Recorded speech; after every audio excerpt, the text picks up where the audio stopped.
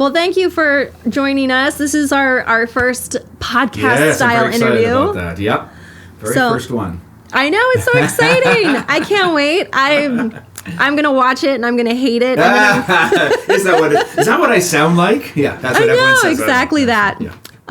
For everyone joining us or watching, this is Michael Hall, our artistic director at the Brandywine Valley Symphony. He has been with us for over a decade now. That's right. It's hard to believe that. I think it's 11 years. 11 years. Oh my goodness. Yeah. How things have changed over the years. I know. I'm coming in. I'm still a little new to things, but it's great seeing how everything's going. Yeah, for sure. It's and we've been around again. I think the orchestra's been around for about. I want to say 80 years? 85. Yeah, since 1940, I think, was our first concert. That's it, yeah. And I have to say, before we get going, just because it comes in my head, this story is so incredible. So our first concert was in 1940, and our very first concert was interrupted, so the story goes, by an air raid siren, because we were talking about the war. So it was a test, right? It was, but it went off halfway through. They had to stop the concert and then resume it like the next day or something. Oh, so, isn't that funny? That's how we started. That's how we started with a bang. Started with a bang, exactly. Yeah. That had nothing to do with cannons. No, right. Yeah, no, we weren't playing 1812 at that time. No. It was just us playing the music. But it's something. And the other thing is, when we celebrated our 80th birthday, I tried to find musicians that had played with us early on. We invited our previous conductors to come. We had this big round table, right? Yeah. And it was amazing to find musicians that had played in our very first concert. Some of them are living in the retirement home in Kennett. Oh. So when I started to put the feelers out, okay, well, who maybe, and I thought maybe they played with us 20 or 30 years ago. Some of them played at the very first concert we ever did. Wow. So the roots in our community are deep and long. Right? And that was early on. Yeah. It was volunteer, wasn't it? Yes, correct. That's right. Right. And most orchestras start that way. They start with just somebody's idea or a group of people's idea, and they want to make music, and they, I think, oftentimes they just let people know that an orchestra's forming, literally, and people, I play the violin, I play the cello, and then they try to put things together. And so most of the time it starts off just like that. And we were a community orchestra for years. Yeah. I want to say in the 1980s, I think it was when we became professional. Okay. And I think it might have even been step by step. But we've been professional, meaning that we pay all our musicians. In a community orchestra, you don't pay the musicians at all. They come because they love to play and they're at a certain level. But when you talk about a professional orchestra, now you're talking about another level of artistry that we're lucky enough to have. Yes. You see, so all of our musicians are paid. A lot of them have been around for a long time. With us, and some are our core members that are people that belong to the Brandywine Valley Symphony, as it were, or that's sort of one of their main gigs. Then we have folks that will often play as what we call subs. So they'll come often, but they're not necessarily part of our orchestra. I mean, they are when they play in the concert. Yes. But they don't really, they're not what we call Schedule A, is how we call it. So you have our core members, we have our imported members or people that kind of come in and play with us. And then sometimes we have even folks that maybe have never played with us before. We have a personnel manager, and her job is to hire our musicians and let our core members know, here's our season, this is what we're doing. And then when and if we need extra musicians, she goes out and hires. Okay. So all professional, all high level. I mean, we're lucky that where we live, here in the Brandywine Valley, we have access to such great musicians from the major centers. New York, really even. Is. Philadelphia, certainly. Delaware. Many of our players play in many different orchestras. They'll play in Allentown. They'll play in Reading. They'll play in Wilmington. So these are musicians that are highly seasoned, wonderful players, high artistry, and they're busy. And they play all over, including with us. So we're very lucky. So now that we are aware of the high quality of musicians, how does that impact the repertoire that you get to choose? Is there a difference knowing the level that they can achieve? You know, there really is. There really is. I've worked with orchestras, youth orchestras. I've worked with community orchestras before, and professional orchestras, the whole gamut. And yes, there really is. You are freer to choose what you want. There's no limitations artistically. Isn't that a great thing to say? Oh, that sounds amazing. No limitations, really. It's remarkable what they can do.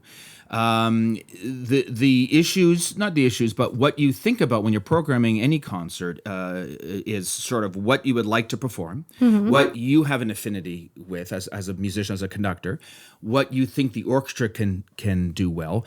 Also, very importantly, what you think the audience is going to react to, how they're going to react to it. And the great thing is there's so many different pieces to choose from.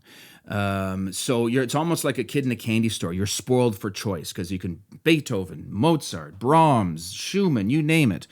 Contemporary pieces that have been written, just a few years ago, for example. Great American composers. So there's so much to choose from. And yes, the great thing is it's all on the table. Certainly, there's budgetary considerations. I mean, it's not what's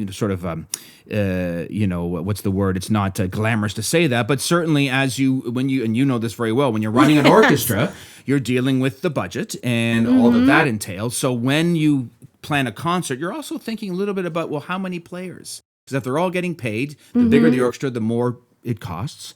So you look at a whole season and you kind of, with the help of the board and of yourself and the staff, you try to figure out, okay, well, what can we afford and what is the best way to use the money we have to put on phenomenal concerts. That's sort of the idea. And I think you do put on phenomenal concerts. Oh, thank you. I have such a great time with this orchestra. I'm very lucky to have this group to work with. Absolutely. And every concert's a joy, and every concert's different. It's really a great, very happy to be part of this orchestra. I know. We finished the fall half of our season. We're going into the spring half now.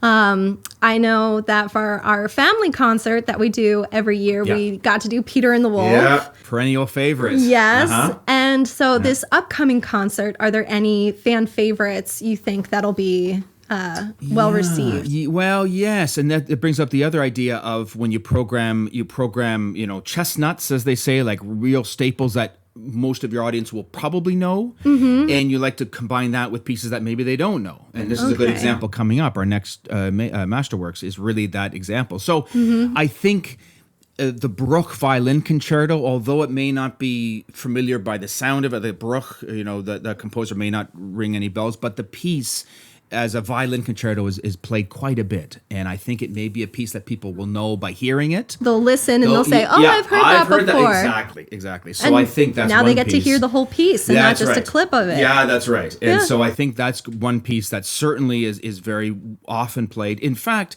it's one of Bruch's most often played piece. Now, this is a composer from the 19th century. Okay. And he actually was a little upset about it because nobody would bother to listen to his other works. He wrote tons of pieces. Isn't that funny? He wrote... And that's the favorite. Not only now, but then. Oh, wow. And so he kind of railed against that. He goes, well, listen, I've written this and I've written all these other wonderful pieces, and all anyone wants to talk about is my violin concerto. So seriously. But there's a reason why, because it's such a tuneful, powerful, beautiful piece. So there's always a reason why these pieces are played as often as they are, because they're just fantastic pieces. So I think that's a pretty popular one. On the program coming up is also a piece by Debussy, and people certainly know the composer. Yes. And it's a piece that's called Petite Suite. And it was originally written for piano four hands. And I've actually played it. My ex-wife and I, she was a pianist, I'm a pianist. And so we would sit down and play this piece. Oh, wow. And a composer, maybe 20 years later, so we're talking 1880s, Debussy wrote the piece. 1905, I think it is, a composer decided to orchestrate it, which basically means they took the piano part and wrote it for orchestra. And Debussy approved. He thought it was... you have to get permission. Yeah, I mean, he didn't do it. He did it just, Debussy really enjoyed the arrangement, so that's what we're going to play. And it's four little movements. It's a suite, and a suite is often a collection of small pieces. En bateau is one of them, Okay. which has a sort of swaying like in a boat. So we have a cortege. One of the movements is called the cortege, like a little procession. We have a movement called ballet. So I would describe the Debussy as bright, cheerful, colorful. Maybe not familiar to many people, but again, when you say Debussy, you have an idea. I think a lot of people of what that is going to sound like. The color. The different colors, a different style, the French style of composing, Were you thinking by March we would need spring when you chose I the didn't piece? actually, but that's great. But it does have that We're so ready for spring. Aren't we though? Yeah, after what? It snowed today, for goodness sakes. So I think, and that's also some of it. You do think of these things. What pieces would fit together? What pieces would fit in, as you say, a certain time of year, perhaps, or just a certain atmosphere that you're trying to create. So it's definitely a light and wonderful piece. That's the Debussy. Then we have the Bruch Violin Concerto, which is great. Then we have this wonderful piece called The Dances of Galanta by Kodály. Now, this is a Hungarian composer. Okay. And this piece, now talk about colorful and energetic. It's a bunch of dances. And it was inspired by Kodály's hometown. And he lived which is now in Slovakia. Okay. So he was a composer in the 20th century that was very interested in the folk music of his country, of his town, of his culture. So you'll hear this very specific style of writing that's to do with the folk music of Eastern Europe, as now we would say. So you could imagine that kind of carefree, wild. The piece sort of builds. It starts with this dance, and it's all one piece. It doesn't stop. So it starts, has these dances, one after another. Things start to really heat up, and by the end, it's going so fast, the piece. It's really fantastic. I did it for the first time last summer.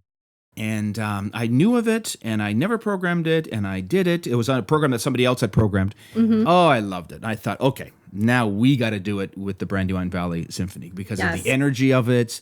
It ends the concert extremely well. It's so energetic, so exciting, very virtuosic. It goes so fast that the orchestra I worked with last summer, they were like, oh my God, because you can, I often say it's easy for me to do this as fast as I want. It's a little harder if they're playing the instruments.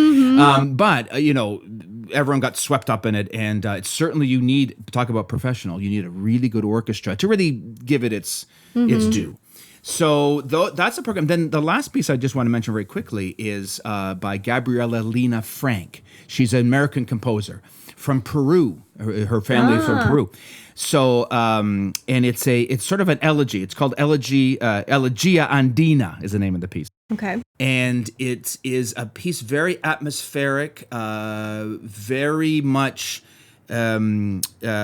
expressing the culture. Here we go again. The music crossing borders. The culture of Peru and the Andes. Very spiritual at times. Also imitates some of the native instruments of that part of the world. Wonderful, like the pan pipes that the clarinet sort of imitates a little bit. We have the big flute solos. So intention in addition to musicality. Right, exactly. Yeah, trying to represent something. And for her, it's sort of her culture, her history. So that's going to start the concert. So here we go, songs without borders, as we say. So all these pieces in some way or another have this idea of music crossing borders or borders don't even, and this is what we always say, and it's so true, isn't it? Music is the universal language, and it's very, very true. No matter what kind of music you like and what kind of music you want to listen to, it's all about communication, emotional communication, and so that's why it was such a wonderful concert to program, because that was the idea behind it, this idea that music can take so many different forms and have so many different influences. Yes. That's what makes it This great. is going to be a lively concert. Yeah, yes. Absolutely. Okay. That's a great way to put it. Absolutely. Lively. I like it. Now, we do have a soloist for this concert. Yeah. And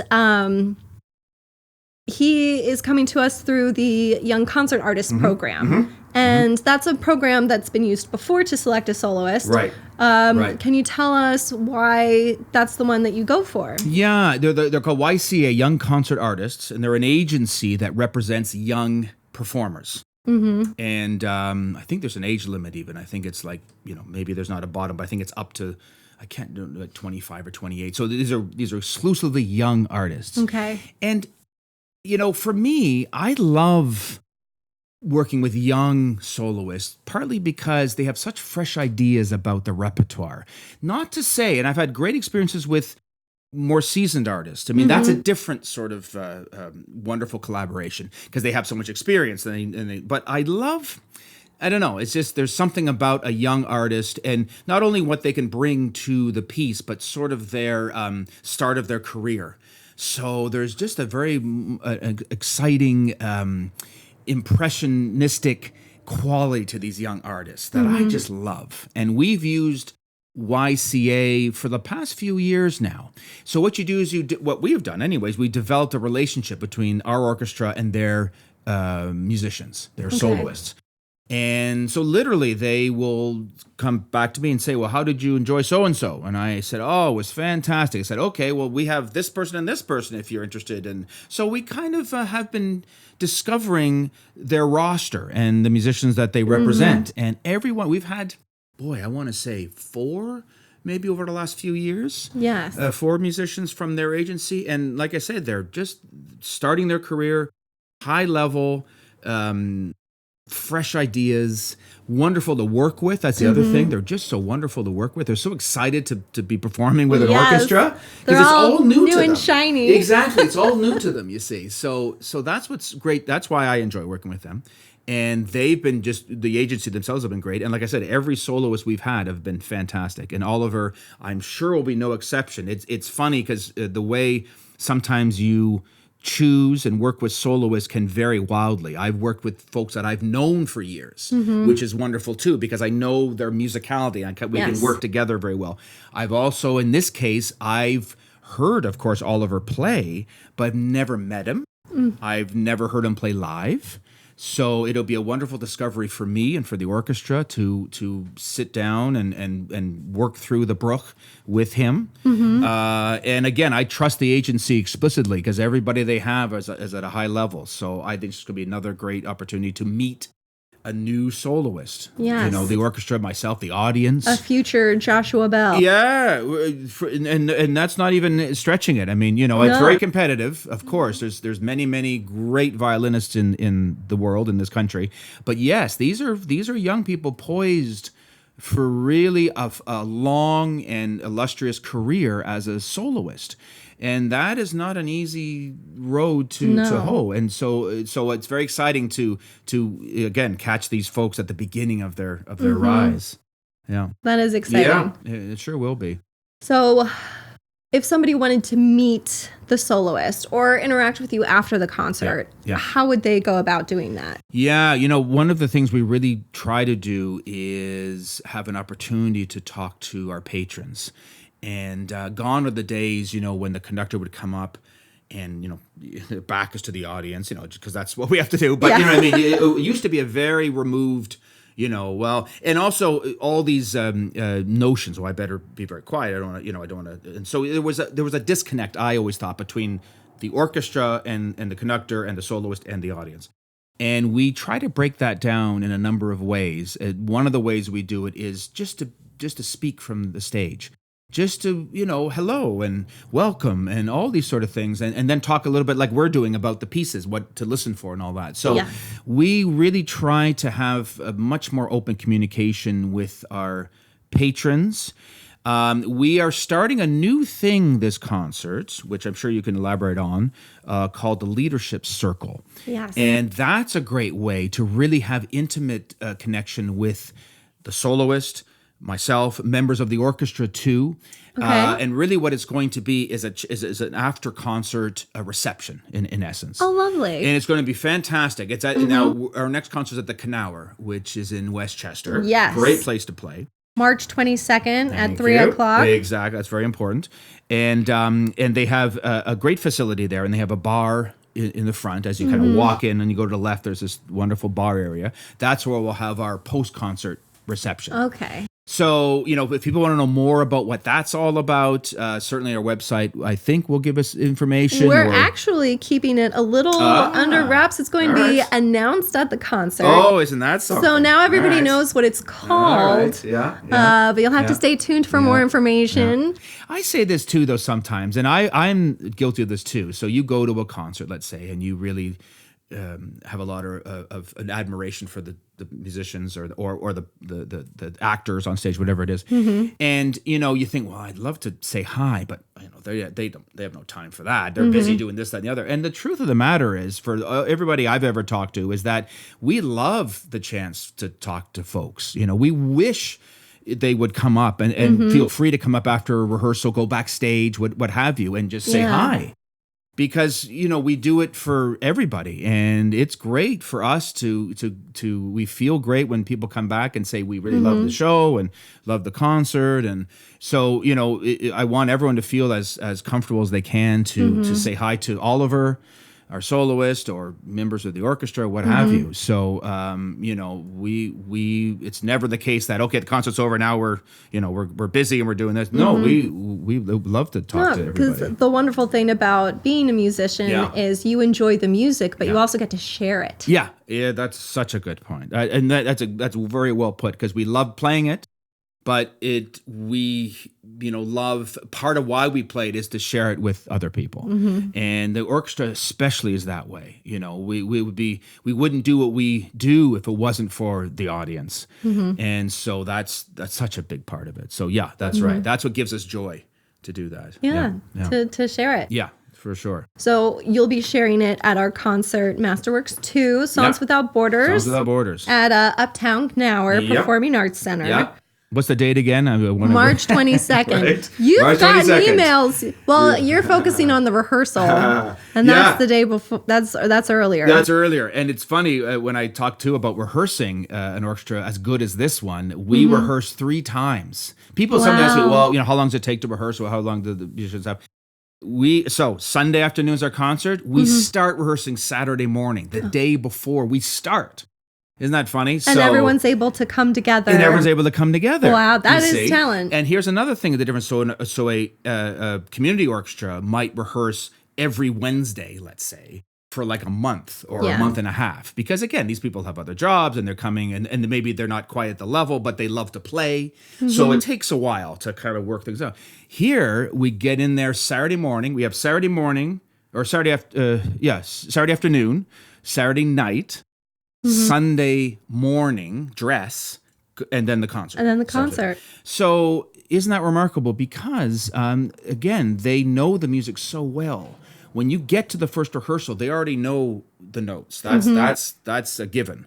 They know all about the pieces. So now your job as the conductor is to give everyone an idea that you believe the composer had in mind, to impart to them what you're trying to do, and then everybody sort of gets on board, and then we kind of go in the direction of what we think the composer intended. And that's lots of things: balance, dynamics, loud, soft, all that sort of stuff. But the level, you could literally conduct them on a Saturday morning and almost be ready to perform Sunday afternoon. Really, it's that close. So then again, as a conductor, you're thinking, well, if we did this way, that'd be even better. So you're just fine tuning almost right from the start. Isn't that funny? That is incredible talent to work great. with. It's a little nerve-wracking, I will say that too, because you're really, as a conductor, you have to absolutely know what you want all the time. Every bar, you have to sort of have an idea of what you want and what you want to hear.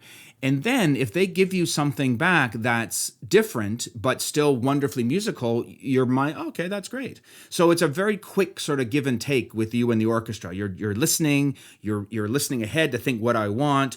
Then you receive this wonderful music from the musicians, because they all have ideas too of what they want to do. Yes. And then you're just sort of going, okay, great, that was great. Here you stop, you go, no, you know what, I would suggest this or whatever. So you're really working on the fly very quickly, but it's wonderful when you have these kind of musicians that offer so much. Wow.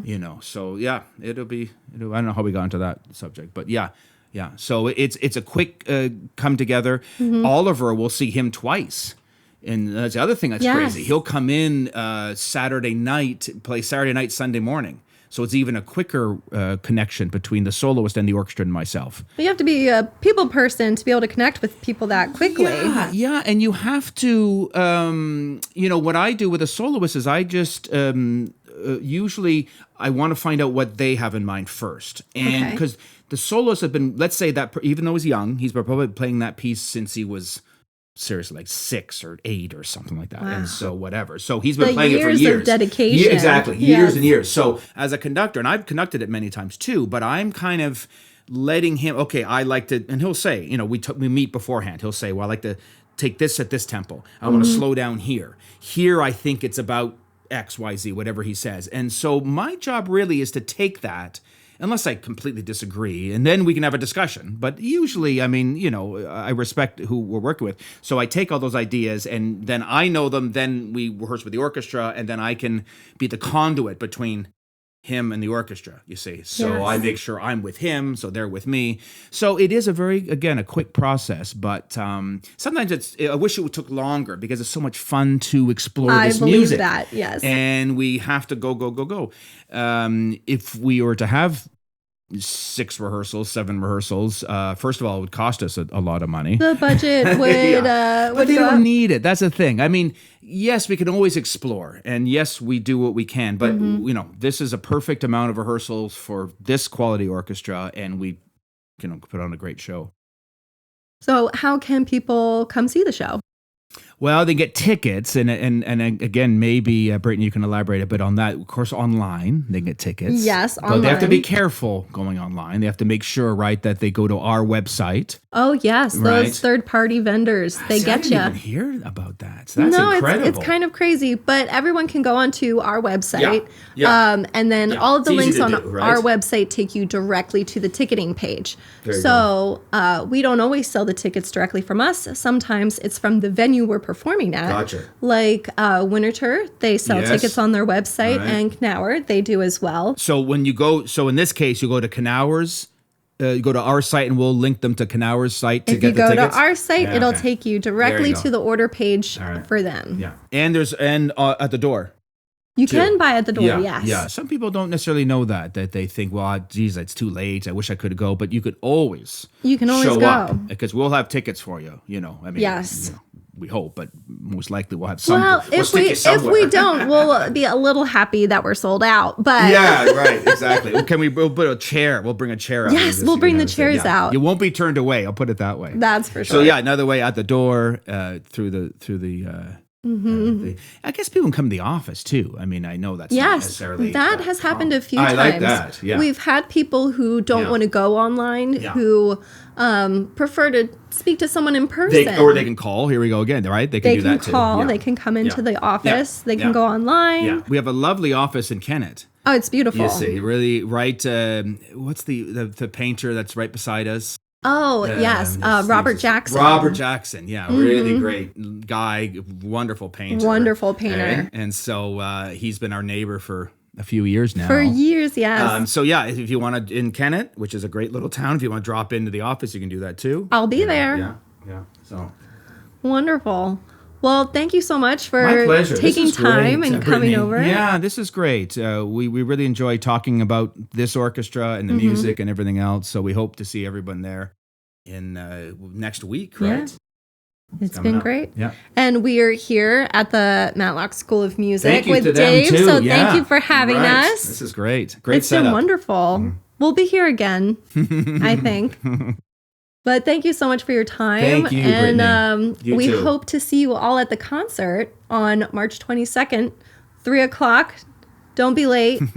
Get your seats. It is assigned seating, so that helps. Yeah. You won't get caught in the back if you're. And every seat's a good one in Knauer. That's a great space. It is a great space. One. It's very intimate there, so you can't go wrong. So that music is just going to wash over you. That's the idea. All right. That's the idea. Thank you. Wonderful. All right. Take care. Bye, everyone. Bye-bye.